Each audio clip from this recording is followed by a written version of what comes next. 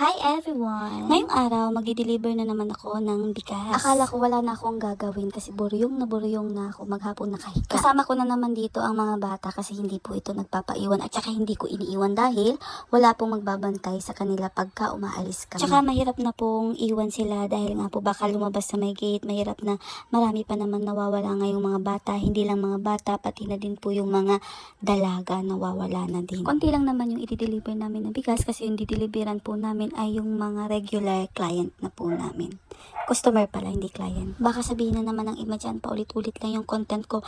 Ito yung araw-araw kong ginagawa. Kaya ito yung content na ginagawa ko din. Kasi wala pa akong pang-travel, no? Wala pa. Tapos, madalang din naman ako magluto kasi nga lagi kaming umaalis. Tsaka, hindi din ako mahilig mag-ayos. Hindi nga ako marunong mag-makeup eh. Kaya kung ano lang yung ginagawa ko, yun ang iko-content ko. Kasi mahirap pagka talagang ipupush mo yung sarili mo na mag-travel tapos wala ka naman pera. Tapos ipupush mo yung sarili mo na mag-makeup tapos hindi ka naman marunong. Tsaka hindi nga din ako fashionista eh. Kasi nga hindi ako marunong. Kung ano lang yung damit na nandyan, kung ano yung damit na makuha ko, yun yung isusuot ko. Mas okay na din yun kasi pagka marunong ako ng mga ganyan-ganyan ako, sasabihin naman yan, ang arte naman ito. Pagka hindi naman, panag-ayos naman ako, ang sasabihin naman yan, feeling mayaman, diba? Walang mapupuntahan yung mga tao. Minsan nga, mag-post ka lang ng kung ano-ano, tapos mag-post ka lang na kumain ka sa labas, sa mamahalin, sasabihin yan, ang yabang naman ito, diba? Ay nako, napakahirap talaga dito sa Pilipinas for mapanghusga. Kaya kayo, kung gusto nyo mag-post, mag-travel, kung ano yung gusto nyo gawin sa buhay nyo, mag-post lang kayo kasi kung dun kayo masaya, dun kayo.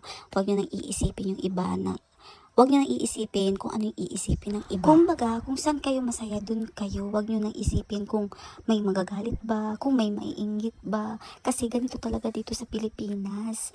Pag hindi mo pinost, sasabihin yan, bakit kaya hindi nag-post? Pag pinost mo naman, ang yabang nito or kaya nagpapainggit, ganyan, wala na lang, wala ka ng tamang ginawa. Kaya kung nakikita nyo na ang tsaka-tsaka ko dyan sa camera, tapos parang dugyot na dugyot yung mga damit, ganyan talaga akong manamit pag nasa loob ng bahay. Tsaka pag umaalis naman ako, nag-aayos-ayos din naman ako ng konti lang naman. Hindi naman yung bonggang-bonggang ayos na parang saan napupunta.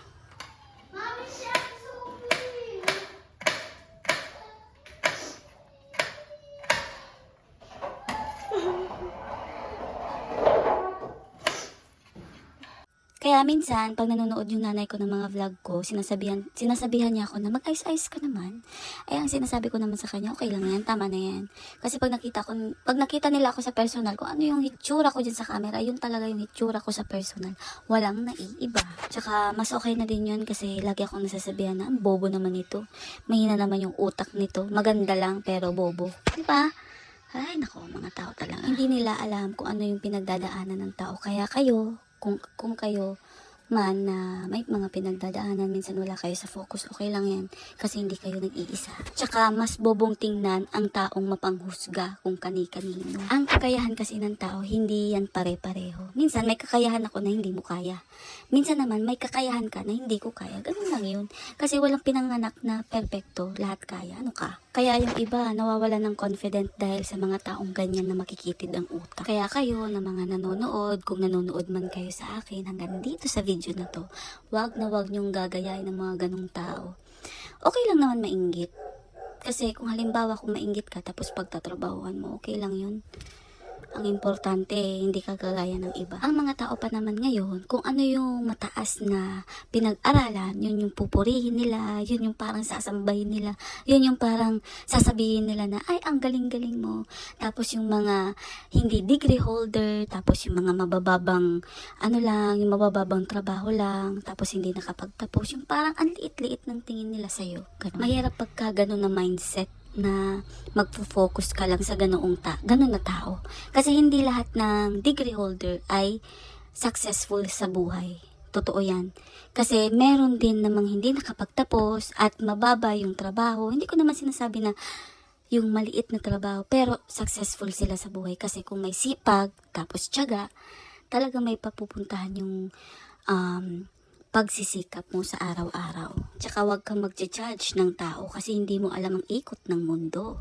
Okay, punta na tayo dyan sa video. Magluluto nga po pala ako ng laing. Pero ito yung laing na konti lang naman yung sangkap. I mean, yung, ang tawag nun? Yung, ang tawag nun, kaloka. Ewan, nakalimutan ko na. Basta, kung ano lang yung nandito sa bahay, yun na yung hinalo ko doon sa gulay para naman may konting lasa. Pero ang hinalo ko doon sa gulay ay sardinas. Yung paborito kong sardinas. Iba-iba po kasi yung pagluluto. Ako naman kasi, ang pagluluto ko po talaga ay ginigisa ko po muna para yung yung lasa mismo ng bawang sibuyas pati ng luya ay talagang lalasa siya bago ko ilagay yung gata. Then, bago ko ilalagay yung gulay, papakuluan ko po muna yung gata para naman hindi naman siya ganoong karami. Pero piling ko nga dumami yung gata eh. Kasi nga meron pa ako dyan sa tasa ng gata para yung panghuling gata. Alam niyo ba? Ay, nakakaloka talaga ako mag-voice record.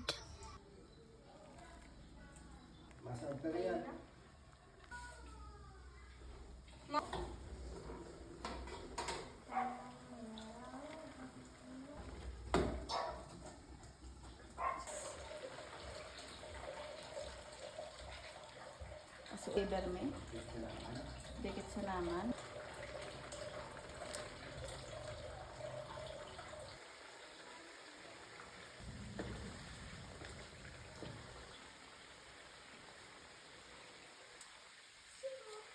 Kung nakita nyo po, hindi po ako naglagay ng kung ano-anong pampalasa dyan like ng magic sarap, ginisa mix, or nor cubes. Wala po, asin tsaka asukal lang yung nilagay ko kasi yun po yung bagay kila mama kasi nga bawal sila ng maalat na ulam or pagkain. Tsaka dati pa talaga, yun na po talaga yung pampalasa. Kung maglalagay lang ako ng pampalasa, kung halimbawa may sabaw, ganyan, kasi hindi mo naman yan pwedeng lagyan ng asukal, dahil. Pagkatapos ko nga pong kumain, tsaka maligo at gumawa ng kung ano-ano, umalis naman po kami para bumili ng pagkain ng mga baboy. Kasi nga, wala nang mga pagkain yung mga baboy. Kawawa naman, iyak na ng iyak sa likod. Nag-ayos lang po ako ng konti dyan, naglagay lang ako ng lip tint kasi nga, hindi na nga ako naglagay ng powder eh, kasi nga hindi nga ako mahilig mag-makeup na mag-makeup. Ang gusto ko lang naman maayos sa akin yung kilikili, yung pilik mata, yun lang naman.